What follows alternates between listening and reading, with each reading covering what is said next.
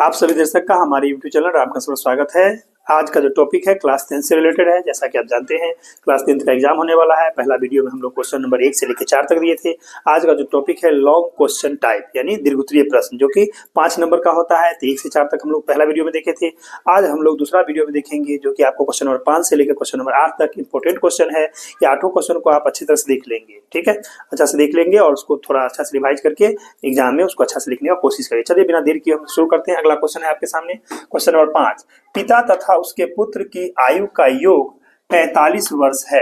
5 वर्ष पूर्व उनकी आयु का गुणनफल 124 था, तो उनकी वर्तमान आयु ज्ञात करें। देखिए, हमें पिता और पुत्र दोनों का आयु का योगफल दिया हुआ है 45, तो हम एक्स वाई मान के ही बना सकते हैं, या डायरेक्ट हम पिता को एक्स मान लेंगे, पुत्र को एक्स माइनस वाई मान लें, या 45 माइनस एक्स मान लेंगे। उस तरह से बना सकते हैं, जिस तरह से बनाए कोई दिक्कत नहीं। आइए हम इसको इस तरह से बनाते हैं। देखिए सॉल्यूशन लिखते हैं। कहेंगे माना कि पिता की वर्तमान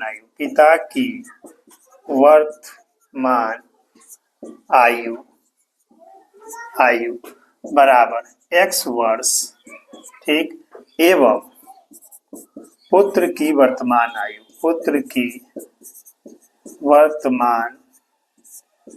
आयु क्या मान लेते हैं। योगफल है 45, तो हम उसको दोनों से घटा लेते हैं, तो यहां से लिख देते हैं 45 माइनस एक्स वर्ष, ठीक है। यानी पिता पुत्र आप जानते हैं दोनों को जोड़ने में 45 होता है, इसलिए 45 में पिता का घटा लेंगे तो पुत्र का उम्र निकल जाएगा। आइए प्रश्न से जैसा कि हम यहाँ समझा दें आपको, अगर कभी भी 5 वर्ष पूर्व कहेगा यानी पहले जाना है तो माइनस होगा, ठीक है। अगर ये 5 वर्ष बाद में बोलता तो प्लस होता, पिता पुत्र दोनों में। तो हमें 5 वर्ष पूर्व तो बताइए, अभी उसके पिता अगर x वर्ष का है, 5 वर्ष पूर्व क्या रहा होगा पिता का उम्र x माइनस 5 है। बेटा का उम्र अभी क्या है 45 माइनस एक्स, तब पुत्र का क्या रहा होगा 45 माइनस एक्स माइनस 5 यानी 40 माइनस एक्स होगा, ठीक है। आइए तो हम लिखेंगे प्रश्न से चलिए 5 वर्ष पूर्व उनकी आयु का गुणनफल था। पिता का उम्र बताइए, x माइनस 5, गुणनफल का है तो गुना कर दीजिए। पुत्र का उम्र बताइए, 45 माइनस एक्स वर्तमान में है, 5 साल पहले जाना है इतना। दोनों का गुणनफल कितना का था 124, 124 लिख दिए। अब आइए ये x माइनस 5 सही रहा आपका, मल्टीप्लाई 45 में से 5 घट जाएगा तो ये हो जाएगा 40 माइनस एक्स बराबर 124। अब यहां से हम क्या देखते हैं, देखिए x से गुना करते हैं पहले, तो क्या लिखेंगे x मल्टीप्लाई में 40 माइनस एक्स, फिर माइनस 5 से गुना करेंगे तो 40 माइनस एक्स बराबर 124। अब आइए गुना कीजिए, x को 40 से तो 40 एक्स, एक्स को माइनस एक्स से तो एक्स स्क्वायर माइनस में, माइनस 5 को 40 से 4 पंचे 20 यानी 200 हो गया, और माइनस माइनस प्लस तब 5x बराबर 124, ठीक है। अब यहाँ पर हम देख पा रहे हैं क्या होगा, देखिए ध्यान से, 40x और 5x जुड़ गया तो ये हो गया 45x minus x square minus 200 equal to 124, ठीक है। अब हम क्या करते हैं, सबको उधर ले जाते हैं ताकि पॉजिटिव हो जाएगा। तो इधर क्या बचेगा, इधर 0 बचेगा, तो हम इसको ऐसे लिख सकते हैं। देखिए 0 बराबर उधर ले गए तो एक्स स्क्वायर, चलिए उसके बाद माइनस 45x, ठीक है, उधर गया है, और प्लस में 200 और प्लस में 124 पहले से था, ठीक है। अब आइए, अब हम इसको ऐसे लिख सकते हैं कि 0 बराबर एक्स स्क्वायर माइनस ये 45x सही रहा, ये दोनों जुड़ जाएगा। बोलिए जोड़ के कितना हुआ 324, ठीक। अब इस इक्वेशन को सजा लेते हैं सही से, तो सजाइएगा तो इसका रूप कुछ ऐसा होगा। देखिए x square minus 45x plus 324 बराबर 0, इसको पहले लिखे, 0 को उधर कर दिए, एक्स स्क्वायर माइनस 45 प्लस 324। अब आइए अगर हम 324 का प्राइम फैक्टर तोड़ के इसको मिडिल टर्म एक्सप्रेशन पर देख लेते हैं, 2 से लगाइए, यहाँ 16 दूना 32 और 2 दूना 4, फिर मान लीजिए 2 से लगाइए, 8 दूना 16 81, ठीक है। अब 3 से 27, फिर 3 से तो 9, फिर 3 से 3 हो गया। यानी गौर कीजिए, अगर हम इसको ऐसे ले ले, ठीक है, 4 9 36 और 9, मालूम है ना 36 9 कितना होता है 45 हो गया माइनस में, और दोनों का प्रोडक्ट आपका आ ही जाएगा प्लस में 324। तो आप इसको ऐसे लिखिए, x square minus 36x minus 9x plus 324 बराबर 0। यहाँ से x कॉमन तो x माइनस 36 माइनस 9 कॉमन तो x माइनस 36 बराबर 0। दोनों में क्या मैच किया, x माइनस 36 को बाहर तो बचेगा आपका x माइनस 9, इक्वल टू 0। मालूम है दो नंबर का गुणनफल कब 0, या पहला 0 या दूसरा, तो यहाँ से क्या लिखेंगे, कहेंगे x माइनस 36 बराबर 0 या x माइनस 9 बराबर 0। तो यहाँ से आपको प्राप्त होगा x बराबर 36 या x बराबर 9। अब हम कहेंगे चूंकि x नॉट इक्वल टू 9, क्योंकि आपको पता है ना पिता का उम्र पुत्र से ज्यादा होना चाहिए। अगर 9 मानिएगा x पिता को, तो पुत्र उस समय 36 संभव नहीं है, क्योंकि पिता का उम्र बड़ा होता है पुत्र की उम्र से। पुत्र की उम्र, समझे, पिता का उम्र बड़ा होता है पुत्र की उम्र से, इसलिए x 9 नहीं हो सकता। इसीलिए हमारा x का वैल्यू 36 आया। अंत में हम कह देंगे अतः पिता की वर्तमान आयु बराबर x वर्ष बराबर 36 वर्ष एवं पुत्र की वर्तमान आयु बराबर 45 माइनस x, 45 माइनस 36, तो घटा के आपको 9 वर्ष आएगा। 9 वर्ष घेर दीजिएगा आंसर। इस तरह से आपने देखा कि हमने पिता और पुत्र का निकाल दिया। इसको अगर आंसर हम कैसे चेक करेंगे, हम जो लाए सही है कि गलत, आइए तो मिला लेते हैं। पिता 36 साल और पुत्र कितना हुआ, 9 साल। क्या कहा था, पिता तथा उसके पुत्र की आयु का योग 45। देखिए 36 9 को जोड़ के देखिए 45 हुआ, 9 6 15 45, सही है पहला रिलेशन। 5 वर्ष पूर्व उनकी आयु का गुणनफल। चलिए पिताजी अभी 36 वर्ष के हैं, बताइए 5 साल पहले कितने वर्ष के रहे होंगे, 31 साल के रहे होंगे। और पुत्र अभी 9 साल का है, 5 साल पहले बताइए 4 साल को। अब 31 को अगर 4 से आप गुना करेंगे तो देख लीजिए 31 पिता, 4 साल के बेटा, गुना करेंगे 4 4 तिया 12, था ना 124, मैंने कहा था 124। इस तरह से हम अपने आंसर को भी चेक कर लेंगे कि मेरा जो आंसर बनाया वो सही है कि गलत, क्योंकि 5 नंबर का क्वेश्चन है। अच्छी तरह धैर्य के साथ आराम से बनाइएगा। चलते हम लोग नेक्स्ट क्वेश्चन में। नेक्स्ट क्वेश्चन है आपके सामने, क्वेश्चन नंबर 6। सिद्ध करें कि किसी बाह्य बिंदु से वृत्त पर खींची गई स्पर्श रेखाओं की लंबाइयां बराबर होती है। ये बहुत ही इंपॉर्टेंट क्वेश्चन है, वृत्त से संबंधित है, आप जानते हैं। याद रखिए, इसको बनाने के लिए पहले तो हम डायग्राम बना लेते हैं। देखिए ये रहा मेरा एक वृत्त, ठीक है। यहाँ से हम 2 टेंजेंट खींच देते हैं।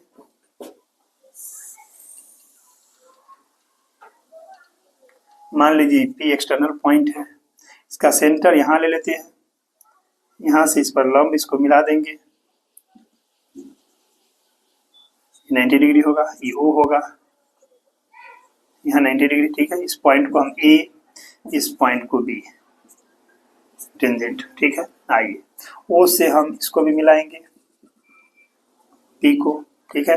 ये दोनों बराबर है, रेडियस R, रेडियस R, ठीक है। 90 डिग्री बना ही दिए। चलिए समझिए क्या कहना चाहता है। सिद्ध करें किसी बाह्य बिंदु से, मान लीजिए P कोई बाह्य बिंदु है और वहां से 2 स्पर्श रेखा, एक PA और एक PB खींचा गया। हमें प्रूफ करना है PA की लंबाई और PB की लंबाई बराबर होगा। बहुत आसान है, पहले समझ लें। हम इस दोनों राइट एंगल ट्रायंगल में चलेंगे और RHS रूल जानते हैं ना, राइट हाइपोटेनस साइड जो रूल होता है, उस रूल से हम कन्ग्रुएंट कर देंगे। देखिएगा कैसे, ध्यान दीजिए पहले बोर्ड पर, आप समझने का कोशिश कीजिए।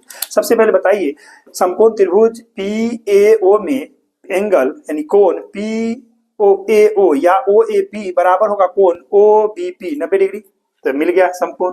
उसके बाद आपको कहा है हाइपोटेनस OPOP, इस त्रिभुज में भी OP कर्ण है, उस त्रिभुज में भी OP कर्ण है, दोनों कॉमन है। उसके बाद इसका OA बराबर इसका OB बराबर 8, क्योंकि वृत्त की सारी त्रिज्याएं बराबर होती है। तो बताइए RHS से दोनों कन्ग्रुएंट होगा। जैसे ही दोनों कन्ग्रुएंट होगा तो हम बोल सकते हैं AP इक्वल टू यानी PA equal to PB CPCT से, यानी CPCT का फॉर्मूला जानते हैं, corresponding part of congruent triangle से। कर दिए, बात खत्म। बहुत आसान है। देखिए आइए इसको सॉल्यूशन लिखना सीखिए।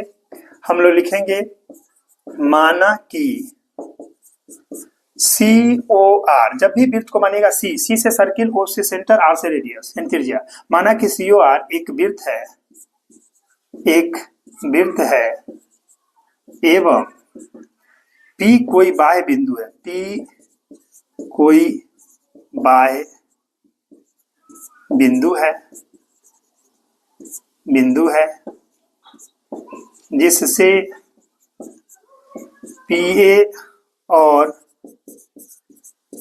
PB 2 स्पर्श रेखाएं खींची गई है। ठीक, 2 स्पर्शरेखा खींच दिए। अब आइए, हमें सिद्ध करना है, दिया हो गया, दिया हुआ है, हमें सिद्ध करना है, सिद्ध करना है कि आपको मालूम है ना, कोई भी थ्योरम यानी प्रमेय को सिद्ध करने के लिए 4 स्टेप चाहिए। पहला दिया हुआ, दूसरा क्या सिद्ध करना है, तीसरा रचना यानी कंस्ट्रक्शन, चौथा प्रमाण यानी प्रूफ। आइए, तो दूसरा हमें सिद्ध करना है, क्या सिद्ध करना है, लिखिए PA इक्वल टू PB दिखाना है। ठीक है, आइए रचना, तीसरा स्टेप रचना होता है जिसको कंस्ट्रक्शन बोलते हैं। रचना में कहिएगा कि OP OA एवं OB को मिलाया, OB को OP OA OB को मिलाया, हम लोग खुद मिलाए हैं इसलिए मिलाया लिखिएगा। ठीक है, चलिए मिला दिए। अब हम आगे बढ़ते हैं, मिला दिए, उसके बाद कहेंगे अब प्रमाण की बात करते हैं। प्रमाण जिसको प्रूफ बोलते हैं। आइए लिखेंगे समकोण त्रिभुज, समकोण त्रिभुज OAP एवं त्रिभुज OBP में, दोनों त्रिभुज में लीजिए, तो क्या लिखेंगे, सबसे पहले कहेंगे कोण OAP बराबर कोण OBP बराबर 90 डिग्री। देख लीजिए, OAP बराबर OBP दोनों 90-90 डिग्री है। ठीक है, उसके बाद कहिए OP बराबर OP, क्या लिख दीजिए,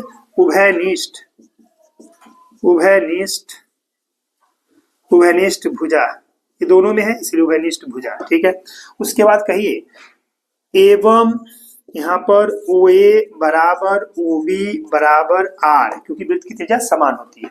अब कह सकते हैं आपकी देयरफॉर हमारा जो त्रिभुज है कौन, तो त्रिभुज OAP वो सर्वांगसम होगा त्रिभुज OBP। किस रूल से, तो लिख दीजिए कि RHS नियम से, हिंदी में नियम बोलते हैं, अंग्रेजी रूल बोलते हैं नियम से, इस नियम से कन्वर्जेंट हो गया। अब हम यहाँ से बोल सकते हैं, जब कन्वर्जेंट कर दिए तो देयरफॉर CPCT लगाएंगे तो कहेंगे PA इक्वल टू PB। देख लीजिए PA इक्वल टू PB। ठीक है, इसको कह दीजिए CPCT फुल फॉर्म जानते हैं ना, corresponding part of convergent triangle से। आइए अंत में आप कह दीजिए अतः, वही जो बात लिखा हुआ, अतः किसी बाह्य बिंदु से, किसी बाह्य बिंदु से वृत्त पर खींची गई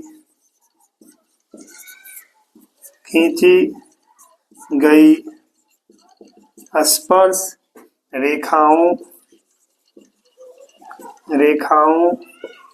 की लंबाइयां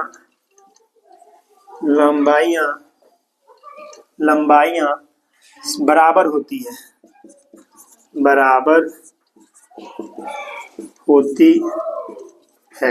इस तरह से आपका ये प्रूव्ड हो गया।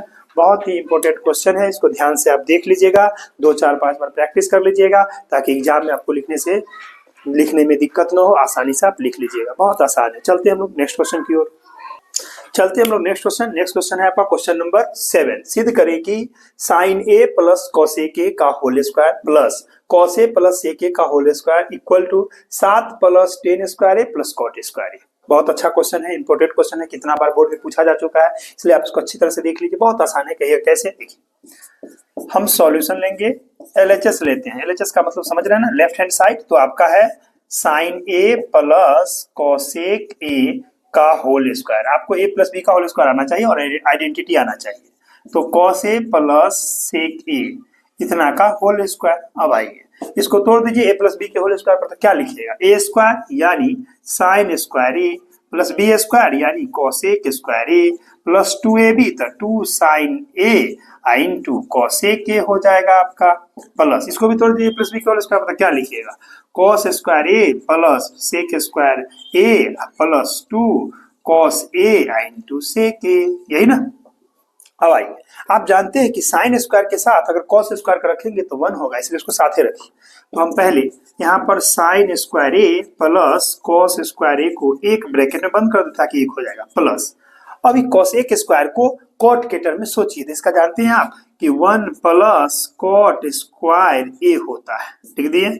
चलिए ये 2 साइन ए सही रहा, और आप जानते हो कॉसेक ए को लिखेगा 1 बाय हम लोग साइन ए। ठीक, चलिए प्लस कॉस चला गया है, सेक बचा हुआ है। अब सेक को 10 में जानते हैं, क्या जानते हैं? 1 प्लस 10 स्क्वायर ए, इसलिए इसको लिख देते हैं 1 प्लस 10 स्क्वायर ए। किसका मान लिखिए? सेक का, ध्यान रखिए सेक का। यहाँ पर 2 कॉस आपका सही रहा, और सेक को लिखिए 1 बाय कॉस ए। पता है ना सेक किसका उल्टा? कॉस का, इसलिए 1 बाय कॉस ए कर दिए। कॉस ए किसका उल्टा? साइन का, इसलिए 1 बाय साइन कर दिया। भाई साइन ए से साइन ए को काट दीजिए, कॉस ए से कॉस ए को उड़ा दीजिए, मल्टीप्लाई में है इसलिए। अब आपका साइन स्क्वायर ए कॉस स्क्वायर ए 1 हो गया, प्लस यहाँ पर आपका 1 प्लस कॉट स्क्वायर ए हुआ, प्लस 2 गुने 1 यानी 2 हुआ, प्लस यहाँ पर 1 प्लस आपका 10 स्क्वायर ए हुआ, और यहाँ पर 2 गुने 1 यानी 2 हुआ। अब जरा जोड़ लिया जाए, 1 1 2 2 4 1 5 2 7, तो ये आपका आ गया 7। चलिए अब बारी किसका लिखना है? 10 को, तो पहले 10 को बुलाइए, तो कहिए प्लस 10 स्क्वायर ए, तब बच गया क्या? कॉट स्क्वायर ए। देखिए ये ना लाना था, आ गया, मैच कर गया, है ना आसान। अब इसको लिखेंगे इक्वल टू RHS, इस तरह से कह देंगे अंत में। अतः देखिए LHS इक्वल टू RHS हो गया आपका प्रूव्ड या प्रमाणित। दोनों जैसी आपकी मर्जी उस तरह से हिंदी या इंग्लिश में लिख सकते हैं, कहीं कोई दिक्कत नहीं। बहुत आसान क्वेश्चन है, इंपॉर्टेंट क्वेश्चन है। इसको आप 2-4 बार प्रैक्टिस कर ले एग्जाम से पहले, ताकि एग्जामिनेशन हॉल में आपको लिखने में कहीं कोई दिक्कत नहीं होना चाहिए। चलते हैं हम लोग नेक्स्ट क्वेश्चन की ओर। चलते हैं हम लोग नेक्स्ट क्वेश्चन, तो इस वीडियो का लास्ट क्वेश्चन होगा। क्वेश्चन है आपका क्वेश्चन नंबर 8।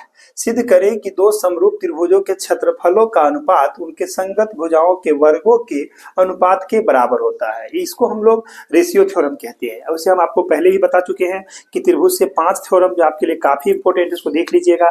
पहला थेल्स थ्योरम, जिसको BPT बेसिक पर्सनालिटी थ्योरम कहते हैं, कि अगर कोई त्रिभुज में एक भुजा के समांतर रेखा खींची जाती है तो भुजाओं को समानांतर में विभाजित करती है, यानी AD by DB equal to A by C। इसको देख लीजिएगा, थेल्स प्रमेय हुआ। इसका उल्टा कन्वर्स ऑफ थेल्स थ्योरम होता है। अगर मान लीजिए हमको किसी भी त्रिभुज में AD by DB equal to AE by C दिया है, तो जो DE लाइन होता है वो BC के समांतर होता है, इसको बोलते हैं कन्वर्स ऑफ थेल्स थ्योरम। ये तीसरा था आपका यही रेशियो थ्योरम जो भी बताने जा रहे हैं। और चौथा है आपका पाइथागोरस थ्योरम। जानते हैं ना, समकोण त्रिभुज में कर्ण का जो वर्ग होता है अन्य 2 भुजाओं के वर्गों के योगफल के बराबर होता है, इसको देख लीजिएगा। और एक इसका उल्टा देखिएगा, किसी समकोण त्रिभुज में अगर एक भुजा का वर्ग 2 अन्य भुजाओं के वर्गों के योगफल के बराबर होता है, तो पहली भुजा के सामने का कोण समकोण होता है। ये 5 थ्योरम आप अच्छी तरह से देख के जाएंगे, और उसमें हम एक बता ही रहे हैं, और पांचों जो है आपको यूट्यूब पर अगर देख रहे हैं तो यूट्यूब पर जाकर देख लीजिएगा। मेरा 5 थ्योरम पहले से भी डाला हुआ है, ठीक है, आप जाके सर्च कीजिएगा पाइथन थ्योरम के नाम से, आपको मिल जाएगा। ठीक है, हम लोग आइए इसको बना के आपको दिखा देते हैं कैसे बनाएंगे आसानी से हिंदी में।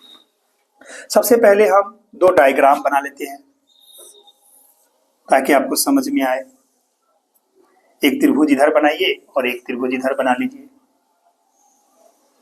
ठीक, एक का नाम ABC देते हैं, एक का नाम DEF देते हैं। ठीक है, दोनों समरूप त्रिभुज होने के कारण कोण A बराबर कोण D होगा, कोण B बराबर आपका कोण E के बराबर होगा। ठीक है, और कोण C जो है वो कोण F के बराबर होगा। क्यों होगा? क्योंकि दोनों त्रिभुज एक दूसरे के समरूप है, एक समानता है। आइए हम लोग यहां से इस पर लंब खींच देते हैं। ठीक है, इसका लंब खींच दिए, इसको हम L मान लेते हैं। यहां से इसका भी लंब खींच देते हैं, इसको हम लोग M मान लेते हैं। ठीक है, दोनों खींच दिए लंब। आई अब हमको बताइए, दोनों त्रिभुज समरूप है, तो समरूप होने में जानते हैं ना क्या क्या होता है। अगर 2 त्रिभुज समरूप है तो संगत कोण बराबर, कोण A बराबर D, B बराबर E, C बराबर F होगा। उसका संगत भुजा अनुपातिक होते, मतलब AB बट्टा DE बराबर होगा BC बट्टा EF बराबर होगा AC बट्टा DF। ये बात होता है। ठीक है, हमें क्या सिद्ध करना है? हमें सिद्ध करना है इस त्रिभुज का क्षेत्रफल बट्टा इस त्रिभुज का क्षेत्रफल, एरिया ऑफ त्रिभुज ABC बट्टा एरिया ऑफ त्रिभुज DF बराबर लाना है AB के स्क्वायर बट्टा DE के स्क्वायर बराबर BC के स्क्वायर बट्टा EF के स्क्वायर बराबर AC के स्क्वायर बट्टा DF के स्क्वायर। यही लाना, यही थ्योरम कह रहा है। आइए, थ्योरम 5 स्टेप में होता है। पहला क्या, एक स्टेप नंबर 1 स्टेप 1 यानी क्या दिया हुआ है। स्टेप 2 क्या सिद्ध करना है, हमें सिद्ध करना है। स्टेप 3 रचना, और स्टेप 4 यानी प्रमाण। चारों चरणों से गुजारेंगे। देखिए ध्यान से, सबसे पहले सॉल्यूशन दे देते हैं और कहेंगे कि यहाँ पर मान लेते हैं कि माना कि ABC एवं DEF 2 समरूप त्रिभुज है। समरूप त्रिभुज है। ठीक है, इसलिए आप डायरेक्ट बोल देंगे जब समरूप त्रिभुज है तो कहिएगा कि कोण ए बराबर कोण डी होगा, कॉमा कोण बी बराबर कोण ई होगा, कॉमा कोण सी बराबर कोण एफ होगा। ठीक है, तीनों कोण, एवं साथ में आपका ए बी भुजा बटा डी भुजा बराबर देगा आपका बी सी बटा ई एफ बराबर देगा ए सी बटा डी एफ। ठीक है, डी एफ दे देगा। ये आपका समरूप होने के कारण ये दिया हुआ है। ठीक है, चलिए इसको आप कुछ मान सकते हैं तो छोड़िए, कोई दिक्कत नहीं। अब आइए, हमें सिद्ध करना है, हमें दूसरा चरण, हमें सिद्ध करना है कि क्या सिद्ध करना है, एरिया ऑफ त्रिभुज ए बी सी बटा एरिया ऑफ त्रिभुज डी ई एफ बराबर क्या आएगा, इसका ए बी का स्क्वायर वर्ग बटा डी का वर्ग, यहाँ बी सी का वर्ग बटा ई एफ का वर्ग, यहाँ ए सी का वर्ग बटा आपका डी एफ का वर्ग। ठीक, यही लाना है। उनके मैंने कहा था उनके क्षेत्रफल का अनुपात संगत भुजाओं के वर्गों के अनुपात बराबर। आइए अब बात है रचना, तो हम लोग रचना में लिखते हैं जिसको कंस्ट्रक्शन बोलते हैं। कहेंगे ए एल लंब बी सी पर एवं देखिए डी एम लंब, उल्टा टी को लंब बोलते हैं, लंब ई एफ पर खींचा, हम लोग खुद खींचे हैं इसलिए लिख देंगे खींचा। ठीक है, किताब में लिखा था खींचो, अब नहीं लिखे खींचो, खींचा लिखे, खुद कर रहे हैं। आइए अब अंतिम स्टेप है प्रमाण। प्रमाण में चलते जिसको प्रूफ बोलते हैं। सबसे पहले हम दोनों त्रिभुज को लेते हैं, कहेंगे त्रिभुज ए बी सी एवं त्रिभुज डी ई एफ में, ध्यान दें दोनों का हम एरिया का फॉर्मूला लिखते हैं, एरिया ऑफ, एरिया का मतलब एरिया ऑफ त्रिभुज ए बी सी बटा एरिया ऑफ त्रिभुज डी ई एफ। बताइए त्रिभुज का क्षेत्रफल का फॉर्मूला क्या याद किए हैं, 1/2 आधार गुने ऊंचाई, तो इसका 1/2 आधार में बीसी, ऊंचाई में एल, इसका 1/2 आधार में ई एफ, ऊंचाई में डीएम होगा, तो इसको लिख देते हैं। आइए 1/2 इसका आधार को हम बीसी लेते हैं, इसकी ऊंचाई को हम लोग एल लेते हैं। ठीक, इसका 1/2 इसके आधार को हम लोग ई एफ लेंगे उस त्रिभुज में, और उसके हाइट को देखिए हम लोग डीएम लेंगे। ठीक, अब गौर कीजिए, हाफ से हाफ को साफ कर दीजिए, कैंसिल कीजिए, तो आपको क्या मिला, आपको मिल जाएगा देयरफॉर एरिया ऑफ त्रिभुज ए बी सी बटा एरिया ऑफ त्रिभुज D E F is equal to आएगा, आप B C by E F लिखिए एक साथ, गुना में लिखिए A L by D M. ठीक है, अब एक बात यही पर हम आपको समझाएं, इसको फर्स्ट समीकरण मान लें। याद रखिए अगर हमारा टारगेट हो गया, अगर A L by D M को हम बी सी बाई एफ लाएंगे तभी ना स्क्वायर होगा, इसलिए हर हाल में हमको A L by D M का value B C by F लाना है। कैसे आएगा, देखिए हम इस त्रिभुज छोटा सा इस त्रिभुज को और इस त्रिभुज को समरूप करने जा रहे हैं। किसको किसको देख लीजिए, समकोण त्रिभुज ए एल बी को और डी एम ई को कैसे समरूप कर देंगे, ए समरूपता से, ये कोण 90, ये कोण 90 हुआ, कोण बी बराबर कोण ई दिया हुआ है तो डबल ए से नहीं हो जाएगा, तो डबल ए से आप इस दोनों त्रिभुज को समरूप कर देंगे। आज जब समरूप कीजिएगा तो कहिएगा ना A B by D equal to हो जाएगा A L by D M, यानी ये आएगा, और पहले से आप जानते हैं कि ए बी बाई डी बराबर बी सी बाई एफ है, तो उसे आ जाएगा। तो आइए हम ले लेते हैं यहाँ से, तब इसको हम इस तरह से कहें डायरेक्ट यहाँ से।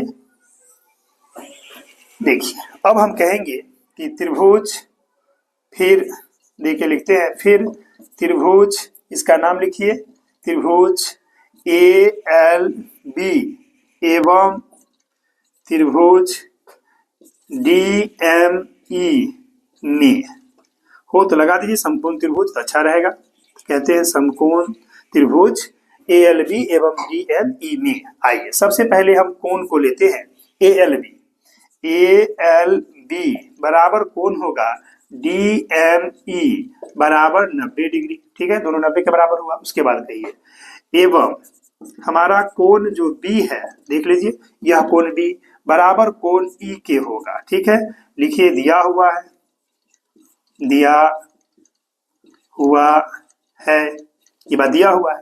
अब हम कह सकते हैं देयरफॉर हमारा जो त्रिभुज हुआ ए एल बी वो सिमिलर होगा त्रिभुज डी एम ई के, किससे, तो लिख दीजिए ए समरूपता से, समरूपता से यानी डबल ए सिमिलरिटी से। अब आइए तो हम कह सकते हैं कि देयरफॉर ए बी बट्टा डी ई बराबर हुआ AL बट्टा DM। आप जानते हैं ना कि दो त्रिभुज अगर समरूप है तो भुजा अनुपातिक होते हैं, इसीलिए इतना। लेकिन हम पहले से पढ़े तो कहेंगे लेकिन हमें पता है कि AB बाई DE बराबर है BC बाई EF।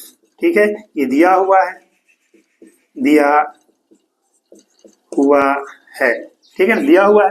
अब हम दोनों को यहाँ से निकाल देते, क्या लिखेंगे? देखिए दोनों का LHS बराबर है, RHS बराबर करिएगा तो क्या लिखिएगा? कहेंगे AL बाई DM बराबर BC बाई EF। ठीक है, इस मान को समीकरण 1 में रखने पर लिखिए AL बाई DM का मान समीकरण 1 में रखने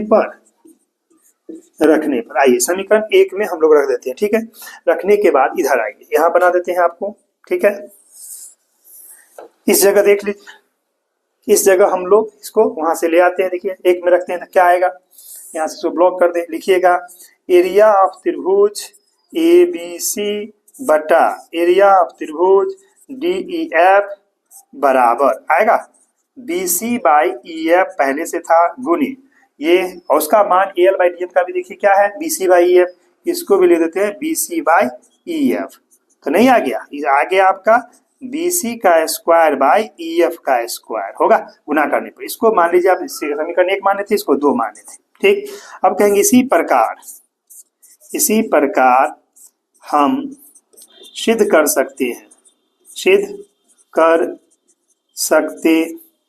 हैं, क्या सिद्ध कर सकते हैं? देखिए सिद्ध कर सकते हैं एरिया ऑफ त्रिभुज ABC बटा एरिया ऑफ त्रिभुज DEF बराबर होगा AB का स्क्वायर बटा DE का स्क्वायर। एवं दूसरा दिखा दीजिए कि एरिया ऑफ त्रिभुज ABC बटा एरिया ऑफ त्रिभुज DEF को हम लोग ला सकते हैं AC का स्क्वायर बटा DF का स्क्वायर। इसको मान लीजिए समीकरण 3। अब हम समीकरण 1 जो अभी 2 आया सो और 3 को मिला देते हैं, तो समीकरण लिख देते हैं समीकरण 2 एवं समीकरण 3C। जब इसको मिलाएंगे तो आपका रिजल्ट आ जाएगा। रिजल्ट क्या आएगा सो देख लीजिए, डायरेक्ट हम लोग लिख सकते हैं, यहाँ से इसको ब्लॉक कर देते हैं तो लिख सकते हैं यहाँ से कि एरिया ऑफ त्रिभुज ABC बटा एरिया ऑफ त्रिभुज DEF बराबर AB के स्क्वायर बटा DE के स्क्वायर बराबर BC के स्क्वायर बटा EF के स्क्वायर बराबर AC के स्क्वायर बटा DF के स्क्वायर। इस तरह से ये आपका प्रूव्ड हो गया। जरा ध्यान से इसको देख लीजिए कि ये थ्योरम है, आपका बता चुके हैं, काफी इंपॉर्टेंट थ्योरम है। इस तरह से हम लोग इसको प्रूफ कर दिए हैं। आप इसको 2, 4, 5 बार लिख लीजिएगा एग्जाम से पहले, और लिख के अच्छी तरह से जाइएगा ताकि एग्जाम में आप आसानी से लिख लीजिएगा। यहाँ तक आपको वीडियो देखने के लिए धन्यवाद। हम लोग फिर मिलते हैं नेक्स्ट वीडियो में, जिसमें आपको हम बताएंगे क्वेश्चन नंबर, अभी 8 तक बताए हैं, 9 से लेके हम लोग 12 तक पहुंचेंगे। यही 12 क्वेश्चन आपके लिए काफी इंपॉर्टेंट क्वेश्चन है लॉन्ग टाइप में, जिसको आप अच्छे से प्रैक्टिस करके जाएंगे और एग्जाम में अच्छा से लिखेंगे। चलिए फिर मिलते हैं हम लोग नेक्स्ट वीडियो में।